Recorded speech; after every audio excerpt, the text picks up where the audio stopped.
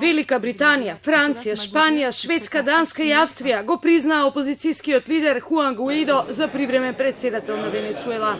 Додека официјална Москва смета дека обидите на некои држави да ја легитимираат узурпацијата на власта во Венецуела представува мешање во внатрешните работи на таа земја, австрискиот канцелар Курц и францускиот председател веќе се огласија на Твитер.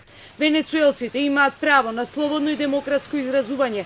Франција го признава Гуаидо како привремен председател за спроведување на изборниот процес. Ние ја поддржуваме контролната група формирана во Европската унија во овој транзитен период, напиша на Твитер Макрон.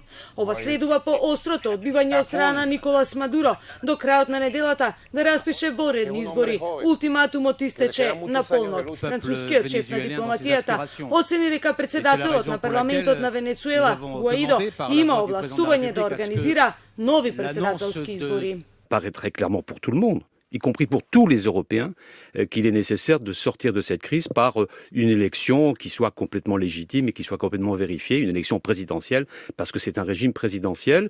C'est ce que nous avons demandé et nous allons maintenant prendre les dispositions nécessaires puisqu'il y a ce refus de la part du président Maduro pour faire en sorte que la crise vénézuélienne puisse se régler le plus possible dans la sérénité. Францускиот министер не смета дека тоа е мешање во внатрешните работи на Венецуела, туку само е обид да се обезбеди оваа криза да се реши мирно.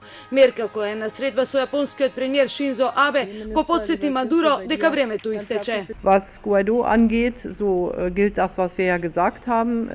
Bis gestern ist keine Wahl für eine Präsidentschaft ausgerufen worden. Deshalb ist jetzt Guaido die Person, mit der wir darüber reden und von der wir erwarten, dass sie einen Wahlprozess möglichst schnell initiiert. Николас Мадуро претходно упати опомена дека не е исклучена можноста за граѓанска војна во земјата по долгиот притисок кој се врши врз него да се повлече од функцијата.